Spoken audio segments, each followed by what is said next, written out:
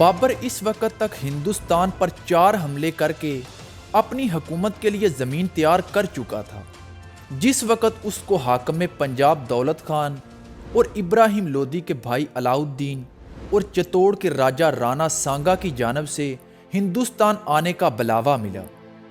بابر جو پہلے ہی کسی موقع کی تلاش میں تھا، جیسے ہی اس کو یہ پیغام ملا تو اس نے فوراً ہندوستان کو فتح کرنے کے لیے 1525 عیسوی میں ہندوستان کی طرف پیش قدمی شروع کر دی۔ لیکن اتنے بڑے ملک کو فتح کرنے کے لیے اس کے پاس جو لشکر تھا، اس کی مجموعی تعداد بمشکل 10 سے 12 ہزار کے قریب تھی۔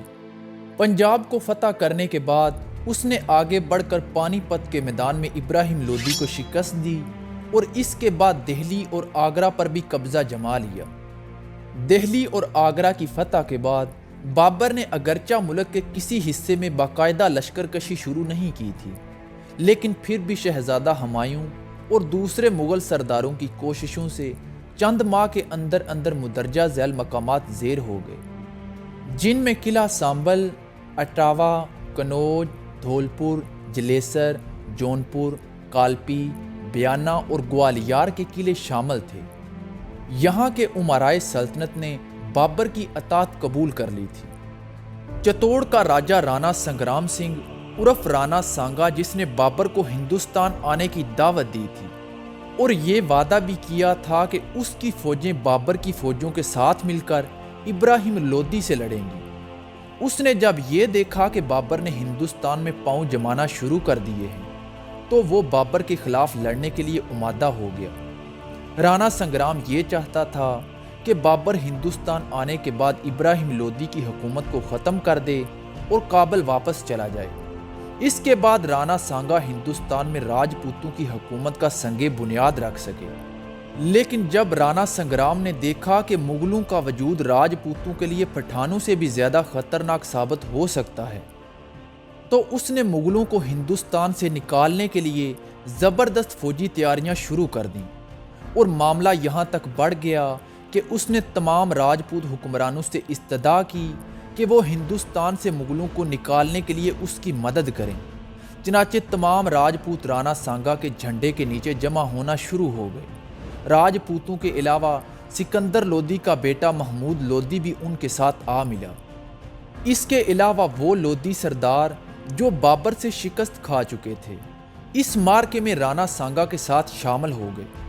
رانا سانگا کی فوجی تیاریوں کا اندازہ اس بات سے لگایا جا سکتا ہے کہ جب وہ سیکری کے قریب سے گزرا تو اس کا لشکر کسی طرح بھی ابراہیم لودھی کے اس لشکر سے کم نہ تھا جس سے بابر کو پانی پت میں مقابلہ کرنا پڑا تھا۔ رانا سانگا کی فوج کی کثرت نے بابر کے سپاہیوں کو ڈرا کر رکھ دیا۔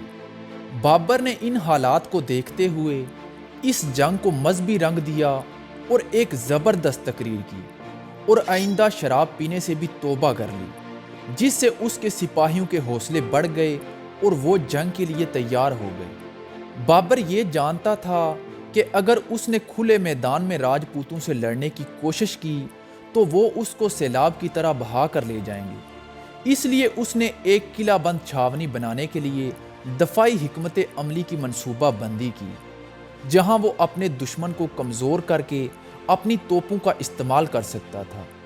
تذکرہ بابری میں بابر نے لکھا ہے کہ رانا سانگا کی فوج کی تعداد 2 لاکھ سپاہیوں پر مشتمل تھی، تاہم الیگزینڈر کنوج کے مطابق یہ ایک مبالغہ آرائی ہے، کیونکہ راجپوت فوج گجرات میں مہم کے دوران 40,000 کے قریب تھی۔ لیکن اس بات پر تمام مورخین متفق ہیں کہ رانا سانگا کی فوج کی تعداد بابر کی فوج سے بہت زیادہ تھی۔ 16 مارچ 1527 عیسوی کو دونوں فوجیں خانوا کے میدان میں ایک دوسرے کے آمنے سامنے ہوئیں۔ رانا سانگا نے اپنے روایتی انداز میں مغلوں پر سامنے سے حملہ کیا۔ مغلوں نے توپوں کے ساتھ اس کی بڑی فوج کو مار گرایا۔ توپوں کے شور نے راجپوتوں کے گھوڑوں اور ہاتھیوں میں بھی مزید خوف پیدا کر دیا، جس کی وجہ سے ہاتھیوں نے اپنے ہی آدمیوں کو کچلنا شروع کر دیا۔ جب رانا سانگا نے دیکھا کہ مغلوں کے کلب پر حملہ کرنا ناممکن ہے تو اس نے دائیں اور بائیں پہنوں کو آگے بڑھنے کا حکم دیا۔ لیکن وہاں پر بھی مغلوں کی توپوں نے راجپوتوں کو آگے بڑھنے سے روکے رکھا۔ اسی طرح 3 گھنٹے تک لگاتار مقابلہ جاری رہا۔ راجپوت بڑی بہادری کے ساتھ لڑ رہے تھے اور وہ آگے بڑھنے کی ہر ممکن کوشش کر رہے تھے، لیکن مغلوں کی توپوں کا ان کے پاس کوئی جواب نہیں تھا۔ بابر نے جب بھانپ لیا کہ راجپوتوں کی فوج پے در پے حملوں کے بعد اب مکمل طور پر تھک چکی ہے، تو اس نے اپنی فوج کو مورچوں سے باہر نکل کر راجپوتوں پر حملہ کرنے کا حکم دے دیا۔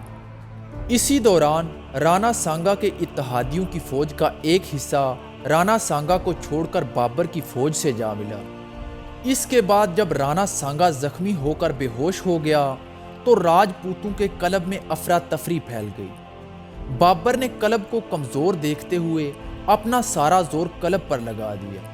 مغلوں کے اس زوردار حملے نے راجپوتوں کو پیچھے ہٹنے پر مجبور کر دیا، جس کے نتیجے میں بہت سارے راجپوت مارے گئے۔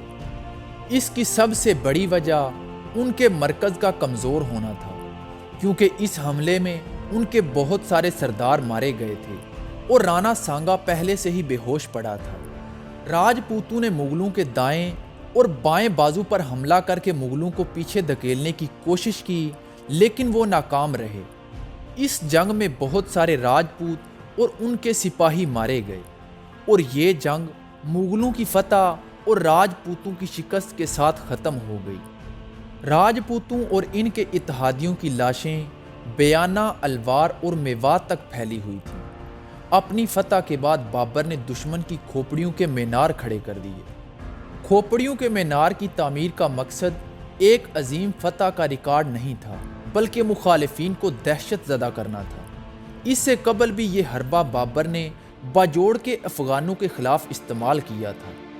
خانوا کی جنگ نے یہ ظاہر کر دیا کہ راجپوتوں کی بہادری بابر کی اعلیٰ جرنل شپ اور تنظیمی مہارتوں کا مقابلہ کرنے کے لیے کافی نہ تھی۔